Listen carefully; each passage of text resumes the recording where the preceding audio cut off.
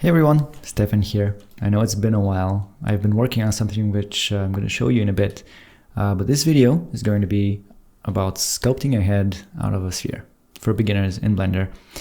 And this, I've said before, isn't something I usually do in my day-to-day work as a character artist, because most of the time working with a base mesh is going to be the more efficient option. It saves time not just in the sculpting phase, but also in the following stages as well.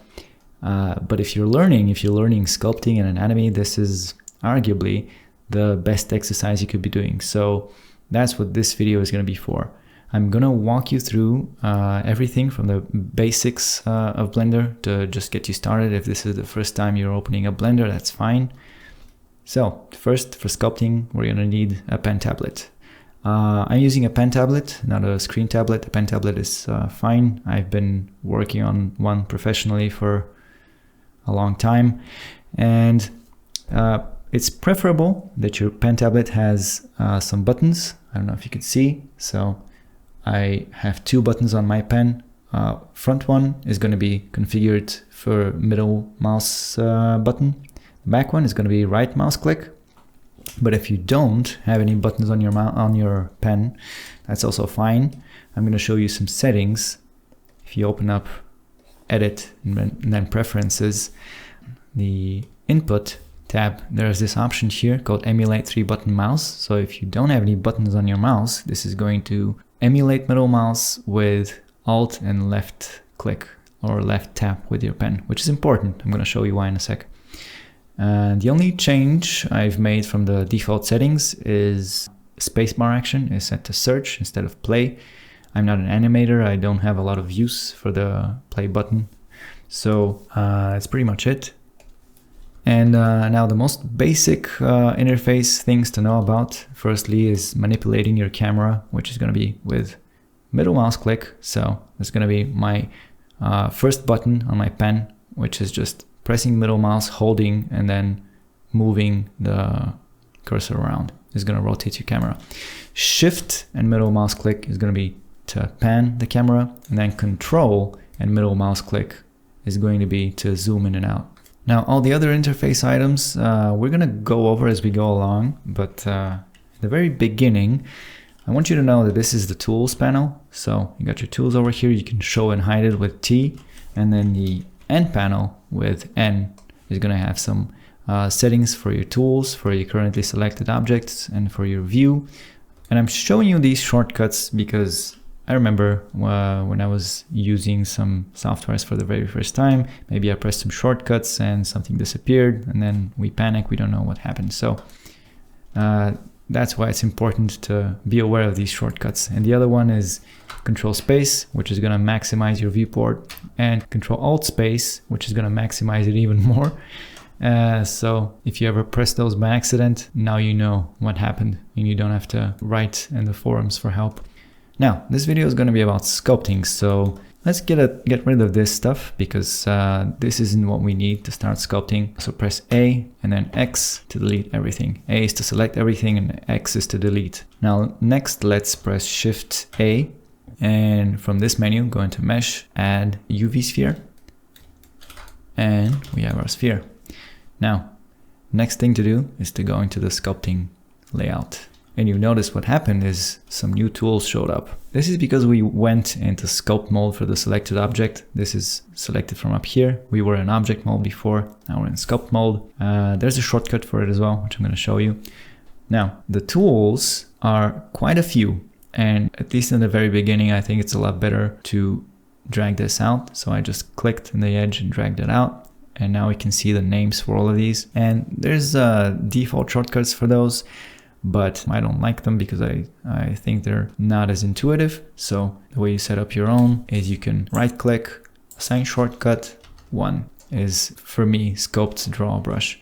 The other ones are for grab brush, I use 2, 3 for inflate, 4 for pinch, 5 is going to be clay strips, 6 draw sharp, and 7 scrape. So you see it's very, very easy and fast to set up your own shortcuts. You don't have to use the same ones I use. I'm very used to these because I've been using them for a very long time. So that's how I've set them up.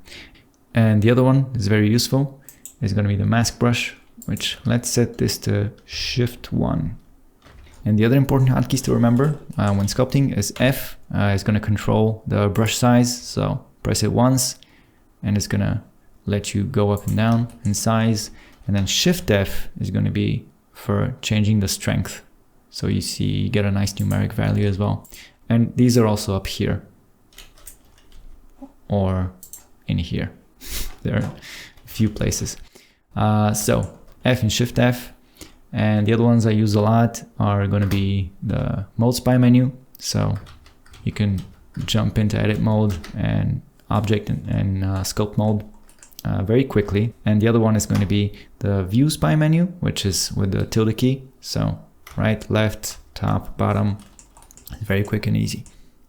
And lastly, a couple of very important ones that I forgot. First one is holding down Control while you're using any brush is going to invert the brush's direction. So by default, the draw brush is going to add volume. And if you hold out Control, it's going to remove it.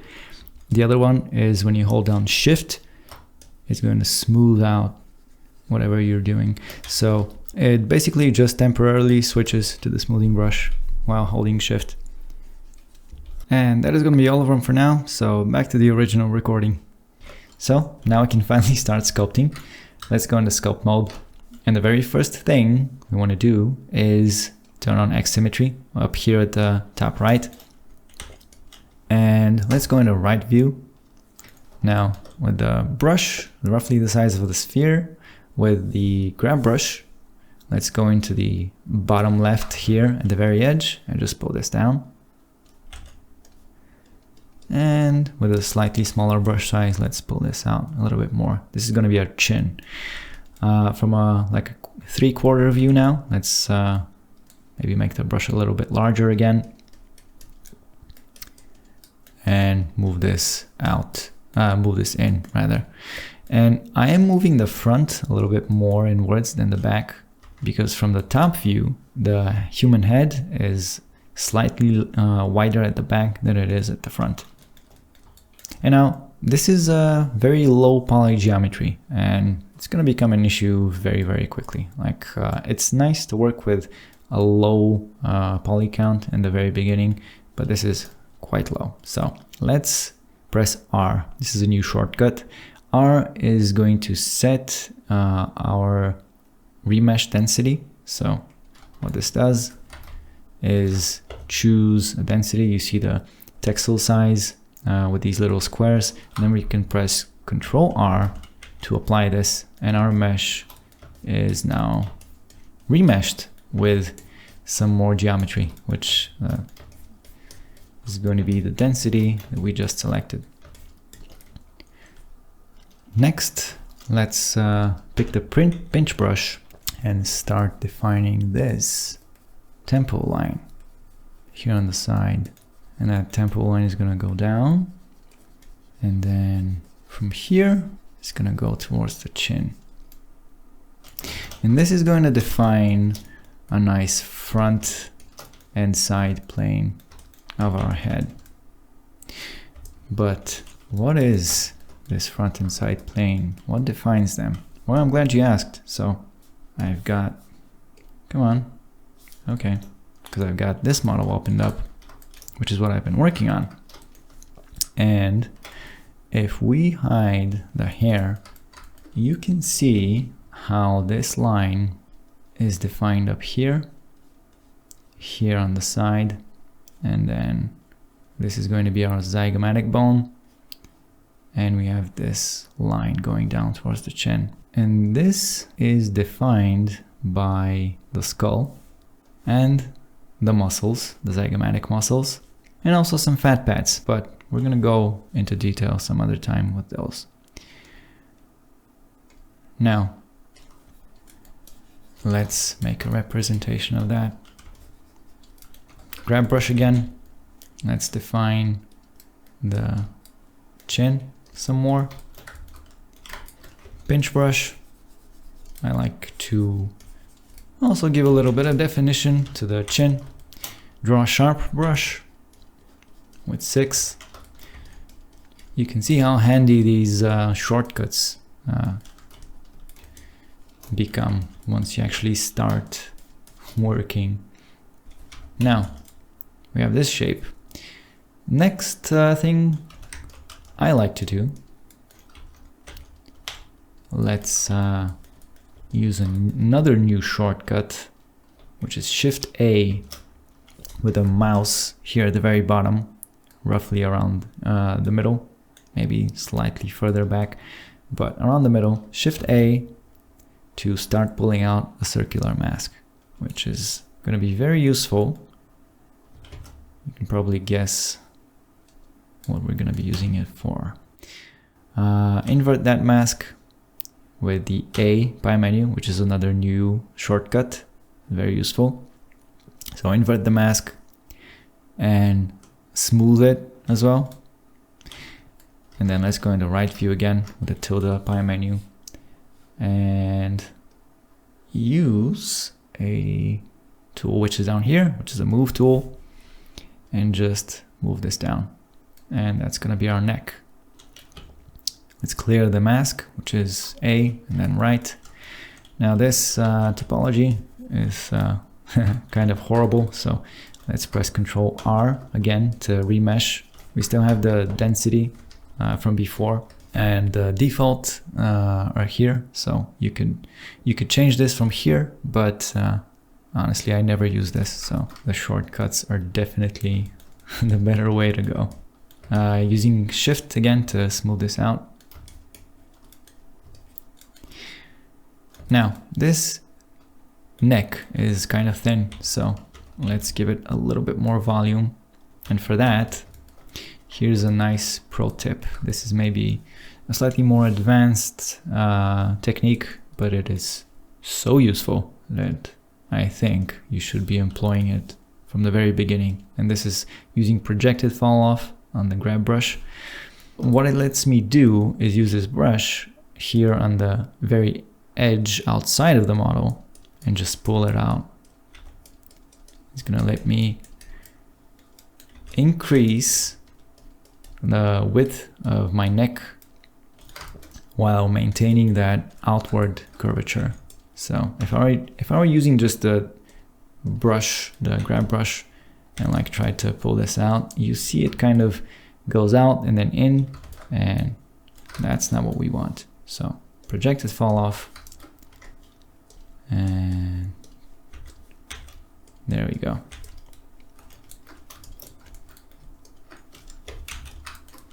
Next thing, let's define this neck a little bit more, because I think it really helps if you give the neck some definition before moving on. The way we do that, let's go back into sphere fall off. Let's use the mask brush and just mask this. And this is going to be a very, very important neck muscle called the sternocleidomastoid.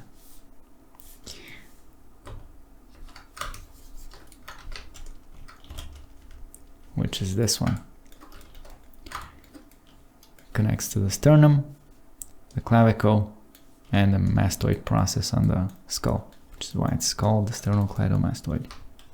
So the best way, in my opinion, to do it is by masking it out, because then you can really just define it without really disturbing the rest of the mesh. Because there's kind of an intricate change of direction here. I like to think of this muscle kind of like a slanted pillar. It more or less wants to stay straight. There is some curvature to it, but it is going to be, if this is like the middle point, it's going to be straightening out on this side, straightening out on this side. And you noticed I moved it out here, and I'm going to move it out here slightly. And then I'm going to invert this mask, and I'm going to use the draw sharp brush to move this in. So see how easy this is if you have a mask. And now when you press Control, when you're using a brush, is the quick way to change the direction of that brush. So by default, the draw sharp will be carving in. If you press Control, it'll be adding volume. So you can switch this from here, but again, there's no point when you have the shortcut available. So now we have the sternocleidomastoid, and at the back we also have the trapezius muscle, which didn't really need any sculpting once we defined the sternocleidomastoid with this technique. So I'm not going to talk more about it for now. So we've got this, which already I'd say kind of looks like a head. Next, let's add in some eye sockets. Whoop. Hold on. Let's add in some eye sockets. And at any point, you could use the grab brush to just put everything into place. And you may have noticed in that reference model, this eye socket from the temple line kind of goes back. So we have this temple line here, and it kind of goes back, angles down, and then we have this here, which is the zygomatic arch, and it goes forward to the angle of the zygomatic bone. So let's try and replicate that with a grab brush. Move this back, and let's use the pinch brush again. And this is pretty low poly, where we are gonna need to remesh again pretty soon. And let's, with the draw sharp brush, let's add a little dip here, which is that temporal fossa is what it's called here, where the temporalis muscle is gonna go. And you know what, this head is kind of wide, so let's use projected fall off again to just make it a little bit more narrow. I think that's looking better. Let's go back into sphere fall off. So we've got our eye sockets. Next, let's carve this in. Again, this is a nice definition of the shape of the skull. So you see how much it goes in. Like if we were to draw a nice straight line from this view, how much it angles in. And you know, this is going to be filled out with muscles and fat pads, but we still have a nice sharp plane change, which is produced by this skull feature. And also let's define the chin some more. And this is kind of low, so let's increase the density to, let's say, 0.3. So let's first define the zygomatic bone a little bit more. So you may have noticed again on this guy, we have the zygomatic bone, which kind of ends into this hole, which is filled out with muscles. This is the masseter muscle. So we still get some definition of the zygomatic bone and the zygomatic arch. So let's leave it at this for now and add in a nose. And again, the way I like to do this, I think, is a very nice and easy way to do it. We mask in the shape of the nose, or you know, roughly where it's going to end up. Invert the mask, and then this isn't going to be visible, but if you shift and then right click here, is going to set the pivot position to where we clicked. It doesn't show up like a 3D cursor, like if we were in object or edit mode, but it's there. And now if we press rotate here, choose the rotate tool, we can rotate this out and also move it slightly into place inwards. And I think that's a very good starting point for our nose.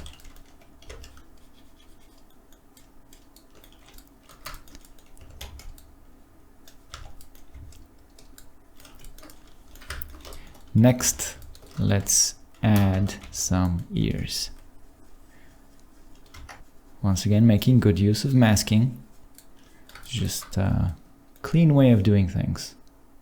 I like doing things like this. Everybody has their own approach, but this is mine. So go up here, mask, and then mask extract, and then extract. And that is going to produce this separated mesh with a geometry extract solidify modifier. So we can change the thickness of it. And then press Ctrl A and then G to apply this modifier. And now this is a mesh which has thickness and no modifiers. We go into sculpt mode and then top view, and then we shift right click and then choose the rotate tool again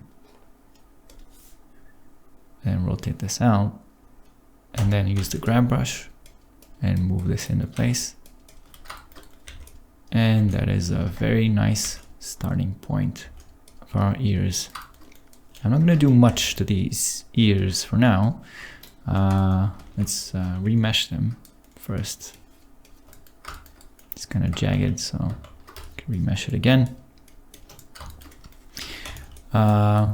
But let's sculpt them like very roughly from the front view, which is tilde key and then up and upper left. So in the front view, the ears are going to end up in between the brow line and the bottom of the nose. So that's why they're there. And from the side view, they're going to start where the jaw ends, which is roughly going to be in the middle of this sphere that we had in the beginning. So if this is our sphere, it's going to be roughly in the middle. And to quickly switch between objects, we have Alt Q, which is going to give us a nice highlight. So with the mouse over the object you want to switch to, press Alt Q, and then it's going to switch to that object. Now let's make the back of the head a little bit more flat, because that's how it normally looks. Now on the grab brush, I haven't mentioned this, but if you press down Control, on the normal draw brushes, it's going to change the direction it works in, but in the grab brush is going to let you work moving the mesh along the normal, so along the surface, along the direction of the surface. So if you're facing it, it's still going to move it in and out. If you don't press Control, it's going to move it, along the view, so left and right. But if you press Control, it's going to be forward and back, because this is the direction of the surface of that mesh. Okay, let's do some more tweaks. So I used pinch brush again to define this some more, the temple, and here the transition between the temporal line and the forehead. We also have this dip here and like a little dome shaped protrusion. It's going to be relatively subtle, but it's there. And then this here, using the clay strips brush, is going to be the glabella, which is another skull feature, a protrusion of the skull. It's got the muscles, and here you can see we have that line here, and this is going to be the glabella. Back to this guy, and we can start adding a rough shape for the eyes, but I'm not gonna add eyes just yet. I'll add them in a bit. So grab brush, that was a clay strips brush to add the volume for the eyelids, probably added them a little bit too low because the eyes are going to be sitting in the more towards the top of the eye socket. They're much more covered from the top than they are from the bottom, like so. Now let's get some more geometry and give a little bit of definition to that nose. So it is important to maintain this change of direction, which we have here between the nose, the side of the nose, and the cheeks, like the medial part of the cheek where it starts. Like, don't try and smooth this out like so, because that's there is some volume there, but still it's a notable change of direction. Now I find it very, very useful to look at the model from the top and the bottom view occasionally. So here from the top, these eyebrows are kind of flat, so I want to round those out slightly. Draw a sharp brush to just move this in. And we can adjust the proportions of everything at any point. That's, you know, the easiest thing to do. You can draw sharp again to set this up. Well, what should we do next? Let's add some lips. So let's, using the draw sharp brush, cutting a line. This is roughly a third, gonna be roughly the third of the way down. So this is probably a bit too high, but we can adjust it. Roughly a third of the way down between the bottom of the nose. Actually, let's go into orthographic view. So between the bottom of the nose and the chin. So started a bit too far up, so let's just move that down with the grab brush and use the draw sharp brush to carve in the beginning, you know, roughly the shape of some lips. And again, using control to invert the direction of the draw sharp brush to also define the edge of the lips.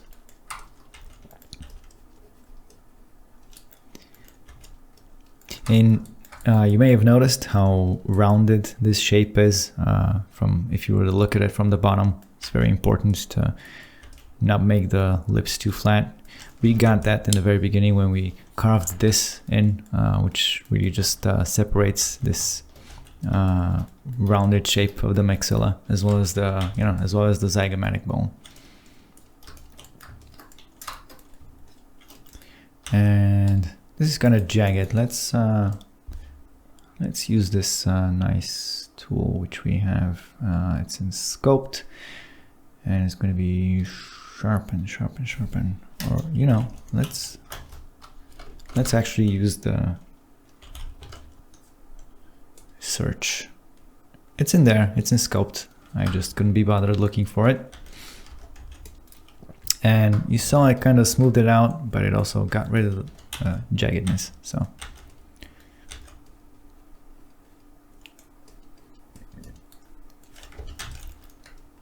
let's also add this top of the lips, which is the philtrum.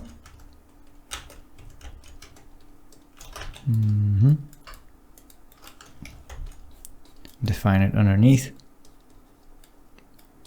which is where the orbicularis oris muscle is going to end. And this is where the orbicularis oris muscle is going to bunch up. And also here, which you can see on this guy.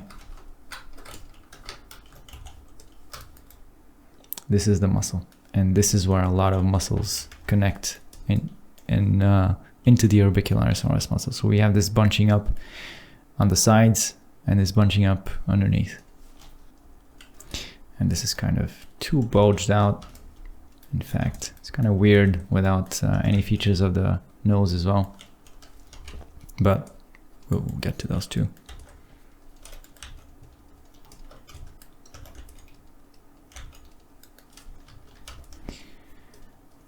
And this, you know, this is kind of a hassle to get it looking right without any topology, or maybe for me more so than some other people, but I am used to doing this with proper topology and not so much doing it like this. I mean, I am gonna get it looking good eventually.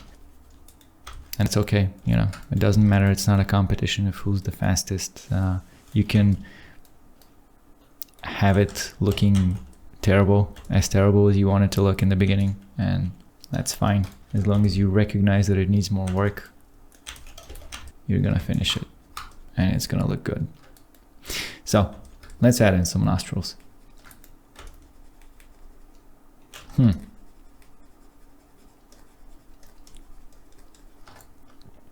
So the nostrils, you'll notice, don't start from like the here at the front of the face, but they go in, and then the shape. Let's carve out these nostrils. At the top, I would not recommend doing this to add them, but rather carve them in.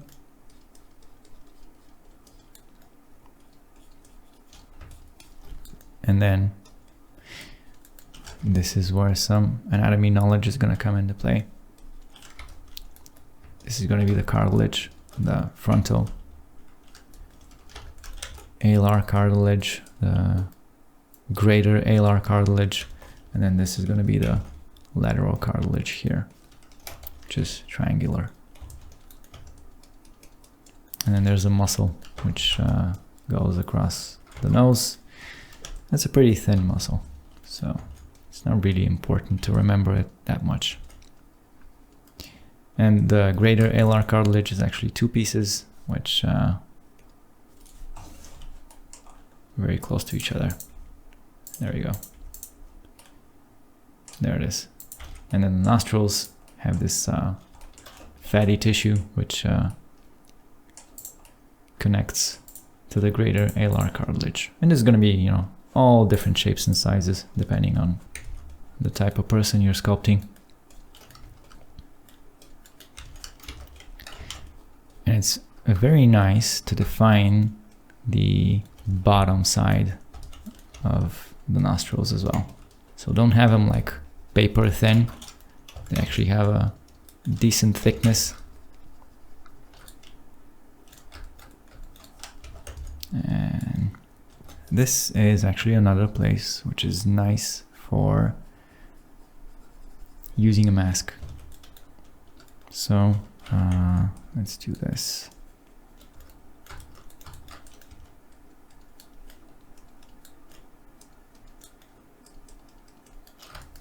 Now this line here, it's gonna be very different for every person.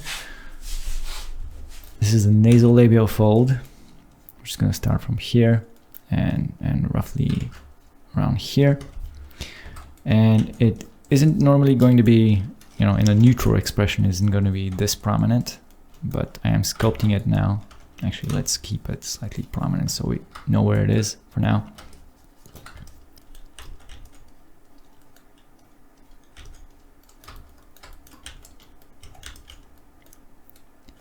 And these lips are kind of flat, so let's move them out. And also, not on everyone, but most people, the upper lip is going to be further outward than the lower. Let's flatten this out a little bit.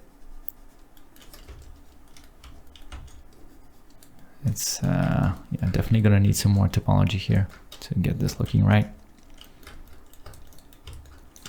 But first, I'd like to add some eyes. So let's do this. Go into object mode, and then shift and right click.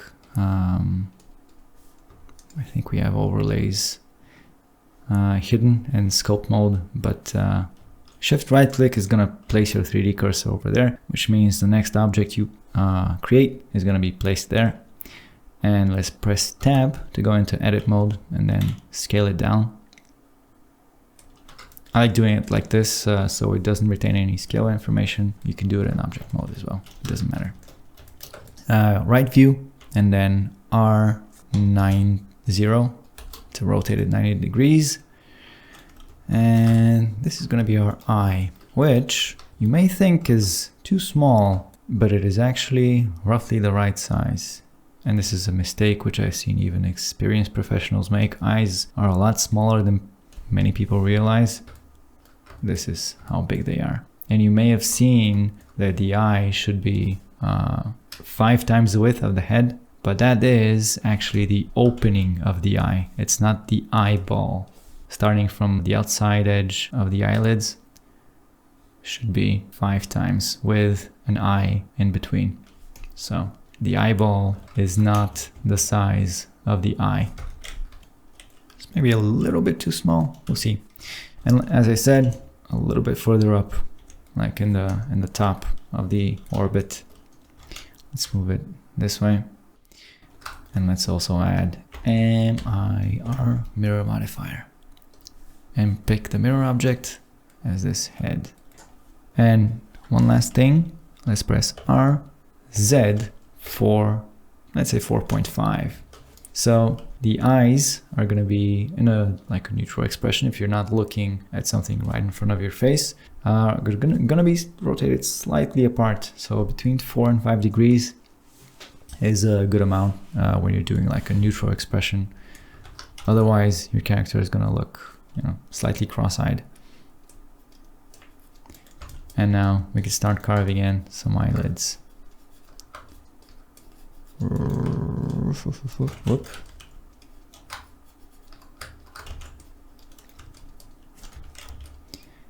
Actually, let's carve into the eye socket some more as well.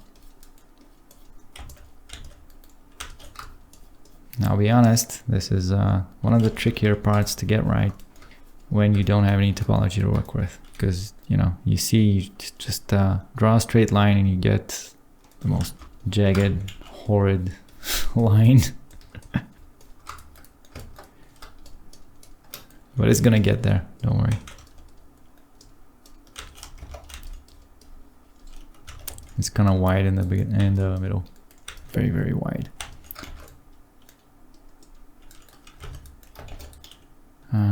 Let's make it slightly bigger. Maybe not this big. Or maybe slightly bigger, yeah. Also, this is really not the correct shape for the head. So the back of the head is kind of way too wide here. So behind the ears, the head actually goes inwards some more. And then the back is narrower at the bottom than it is at the top. So yeah, let's get back to these horribly cursed eyes. Let's define these eyebrows.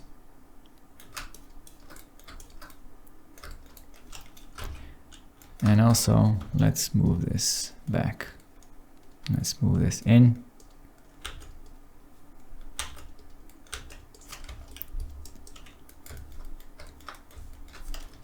Now using the scrape brush, just flatten this out. It's kind of a weird shape. Gonna get it right eventually.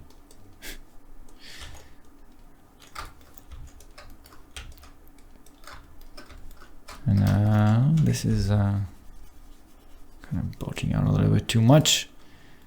Like you would see this overhang, this type of overhang in an older person or an overweight person, this jowl area.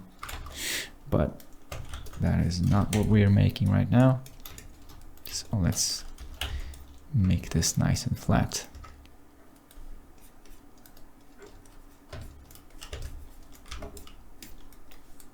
So it's you notice a clear separation again in terms of planes. And the sternocleidomastoid still there, looking kind of decent.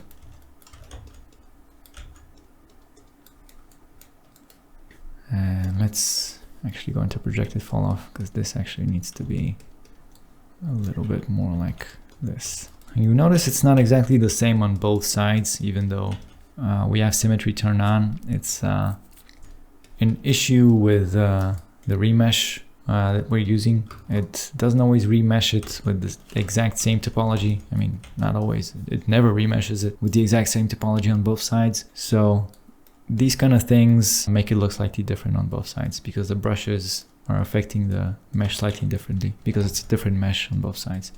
So yeah, what we can do is go into edit mode. So edit mode, select all the vertices and mesh symmetrize. There we go. Or we could do, I think, which side is the better side. Doesn't matter.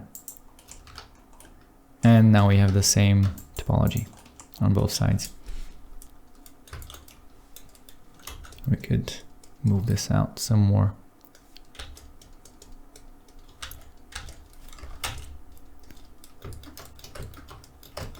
Okay, now that we have some eyes, let's define the orbit of the eyeball some more. So this is going to be the fatty tissue which fills out the socket, and then this here extension of the inside of the orbit is pretty important. It's this furrow in the medial cheek.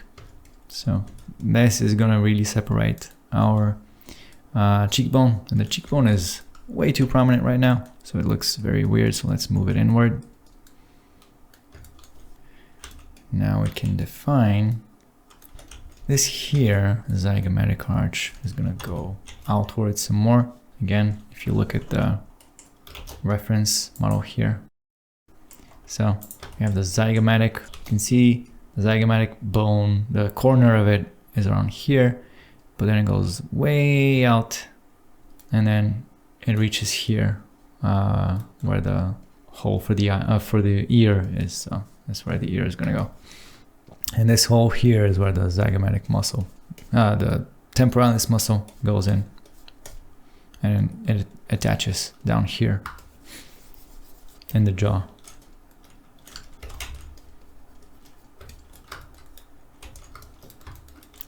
Defining that line some more.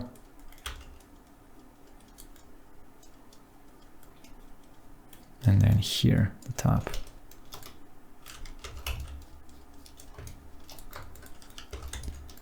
And it's kind of a weird shape now, this. So let's get that corner here where the eyelids end and the skull begins. That's where the eyelids are gonna attach, or the orbicularis oculi muscle attaches. And let's just move these down. I'm not looking at like any specific reference right now. I'm not making anyone's likeness. So this may look weird until we get it to look more human. Let's define this line some more. Nasolabial furrow. We're gonna go into it in a bit more detail. This is a very prominent line which we have here, like so, going from the zygomatic bone down towards the chin.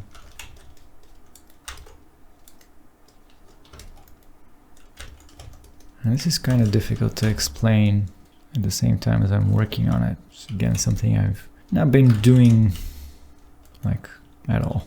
I've not done before. Let's move this in and then also move this in, and then we can define it better.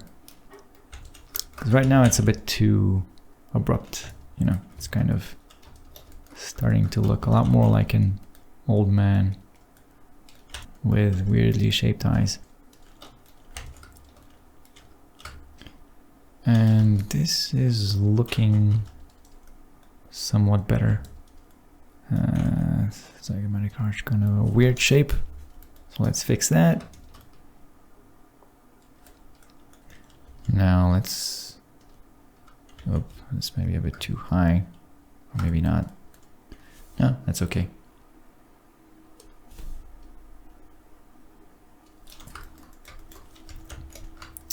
Let's change the proportions slightly. This is kind of long, still in the realm of, you know, realistic proportions, but kind of long, a long face. Now I just gave the eyelids some more thickness, and let's make the corners go slightly lower. And these lips are very, very thin. And also these cheeks are kind of wide. Let's move this in. The chin is kind of wide, also protruding quite a lot. Now, if I were talking less, I'd probably do this a lot faster. But I do want to explain what I'm doing. Possibly upload this. So, adding some volume to the lips. You could do the inflate brush, or you could use the inflate brush. I was using the clay strips brush. Both are gonna work fine. And just inflate the corners as well, and move these in.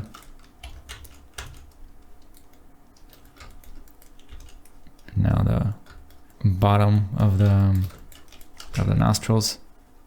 You notice how they kind of wrap in on themselves. Gonna need some more topology to do it properly, but this is okay for now. So kind of go in this way.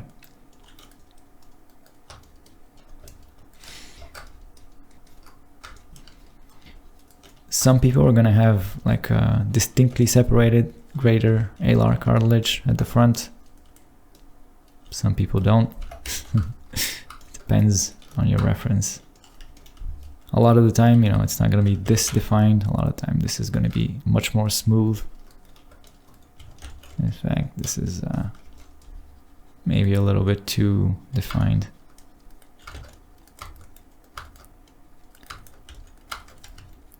We can add some volume to the nostrils. Smooth this out slightly. And now the eyelids, let's define them some more. And again, this is going to be slightly tricky. Males, more often than not, the top eyelid is going to be obscured by this flap of skin, which is just underneath the eyebrow. So let's do it like this. It's going to be slightly trickier to make, but we can make it work.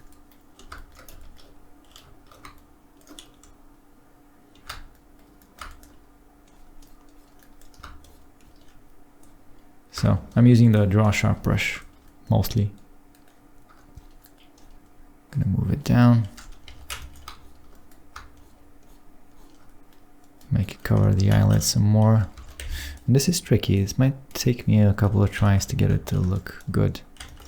But the eyebrows, the top of the eyebrows is still gonna be like going in a different direction. So it's nice to define these like a proper plane change. And also the top eyelid is still gonna be here. And then the inside of the eye socket is gonna be here. And then this furrow is gonna be here. And then the rest of the eye socket is gonna go this way. And then at the bottom of the eyelid, we have this tarsal tendon part, which is going to be very closely covering the eyeball.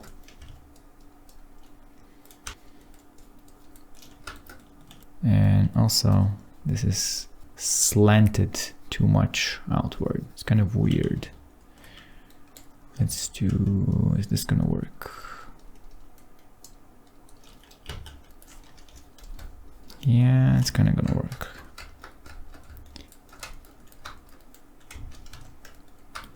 So now this, we have the malar region, the malar fat pad, and you know, sometimes this could be very well defined. This flap of skin, which goes down here, is gonna be more visible if this guy were to open his mouth or like smile. A lot of the time, this lower part won't be as prominent or even visible if he had his mouth closed like he does now. And we would see this mostly. In fact, this is also kind of flat right now. So this is where the masseter muscle is gonna go.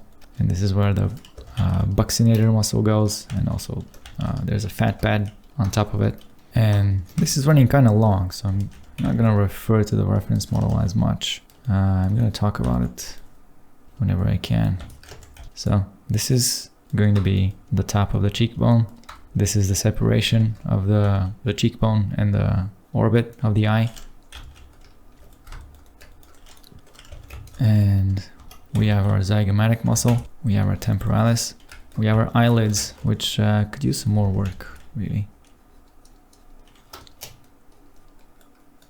And maybe a little bit too far apart, these eyes. G and then X if you want to constrain it to the x-axis. So let's make this a little bit wider, let's make this a little bit narrower.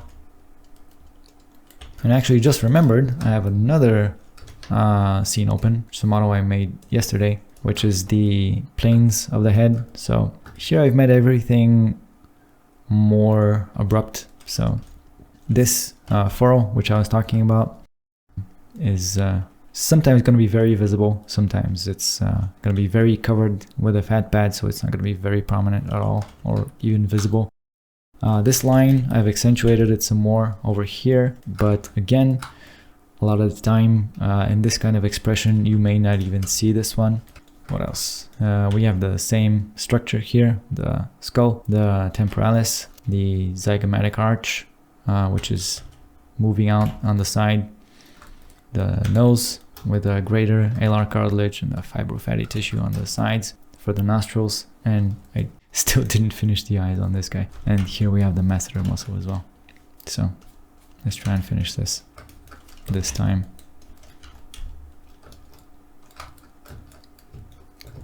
So let's make this a little more prominent.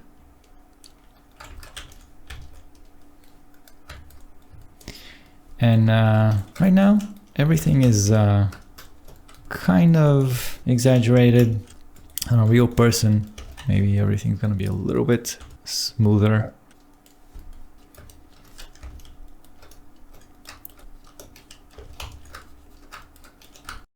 Now, this line, the nasolabial furrow, is again another place where you could make good use of the masking brush, because it's not so much furrow where it dips on both sides, but it's more this is on top of this, so it helps to use a mask so you could use one and not move the other. So moving it like this is going to give you a better result, more believable result. Let's define this a little bit more. This is looking a lot better. So you can see, if you understand the underlying structure, it's really not as intimidating creating a head. And anytime you're doing somebody's likeness as well, God, this is running really long. Anytime you're doing somebody's likeness as well, it's going to be a lot easier to observe and really just understand everything that's going on. And then from there, you just have to like carefully measure, oh, this is this distance from that, and this is this angle, and everything's gonna be fine, I promise. And you know, if this is your first time opening ZBrush, if this is your first time opening Blender and your model looks nothing like this, maybe it looks better, I don't know, but if this is your first time, chances are it doesn't look as nice. Again, that's all right. This is a skill which you gotta practice, and it's not just the anatomy knowledge, it's also the experience with the brushes, experience with working with a pen tablet. It takes a while to get used to.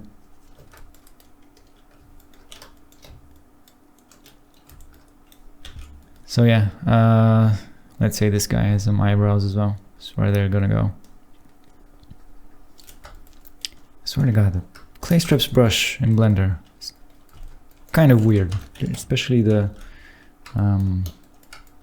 pressure sensitivity. It's strange. It's not what I'm used to. feels kind of different in 4.2 than it does in 4.1. Okay, this is not bad looking.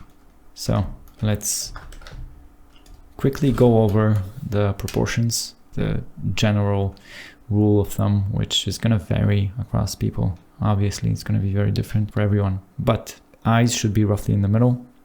Right now, the chin is a little bit more prominent. It's fine. We can move it a little bit inwards. The ears should be between the bottom of the nose and the eyebrows. And this should be about the same distance as the bottom of the nose to the chin. So that's pretty much correct. And then the lips should be about 1/3 of the way down from here. So maybe could be a little bit further down, but again, this is fine. And this distance again, if we were to move it upwards, the top of that would be our hairline. So like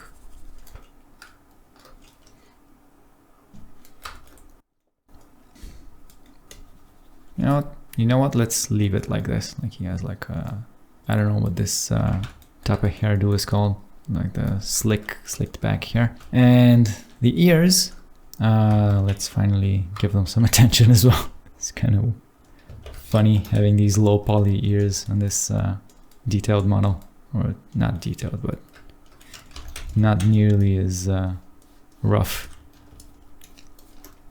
The ears, you really just need enough geometry to work with.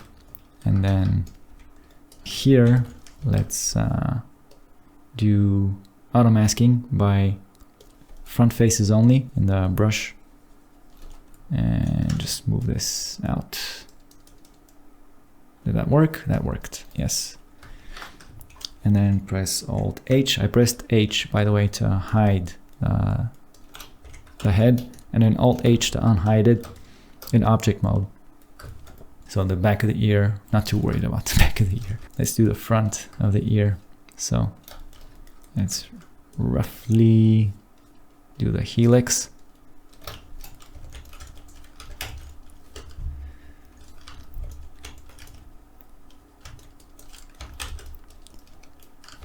And just really dig this.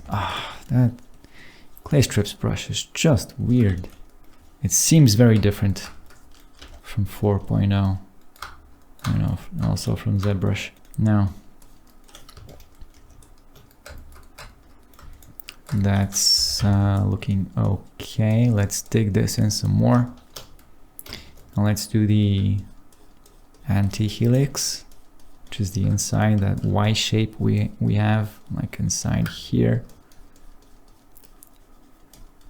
Kind of doing this from memory. Sure hope I'm not doing something really wrong. I think this is correct. I will check in a bit.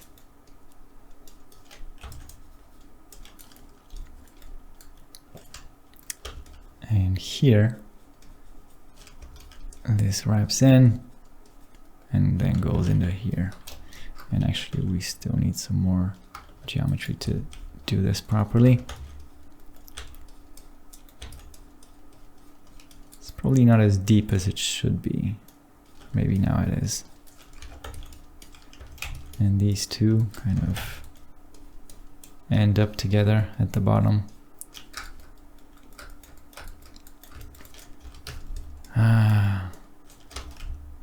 I know I'm going kind of fast because this is running really long, but I am using just still the same brushes, and I am kind of familiar with the shape of an ear, so I could what the hell.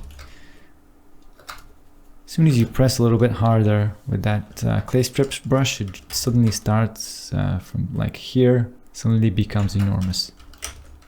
Weird.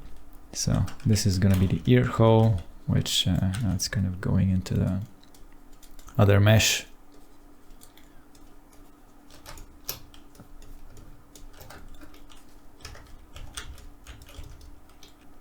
Okay, and still we should look at some reference. And I don't have like a browser open, but let's look at this guy. He has some detailed ears. So yeah, pretty much we have the helix, anti-helix, and the concha. So see how this wraps around and then in and then goes into here. And this, we have that Y shape. It's not that prominent, but we have the Y shape going like this. And then the other one around here. And then they kind of merge into each other. And just this. Sometimes on some people this is a way different shape, but it's kind of flat here. So let's move this out like that. And finally, let's just join this. Control J. Why does this have multi-res? I don't need multi-res. So Control J to join them together. And now this is one object. Go into sculpt mode. And because it was a different object, it converted this ear mesh into a separate group, or a separate face set is what it's called. So let's just make face set from visible. I don't need it to be a separate face set. And we could just remesh the whole thing, which is gonna get rid of some of the sculpting work. So maybe it's gonna smooth out some of it, but it's fine. And then we can really connect these meshes together.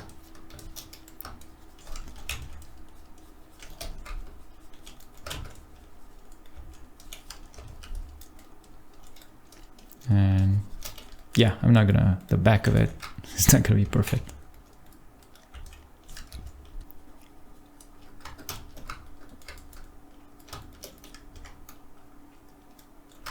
And there you go. Half decent sculpt of a middle-aged man out of a sphere with some anatomy knowledge sprinkled in is gonna make your life very, very easy when you're doing this. And this reference model, I'm gonna put it up on Gumroad so you can make use of it. I need to finish a few things on it and then I'll put it up.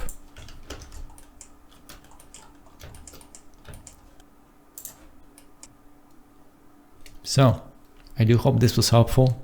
It was kind of slow, I guess, because I'm not used to doing this, working and talking at the same time, but I will get better at it. And that's it for now. See you in the next one.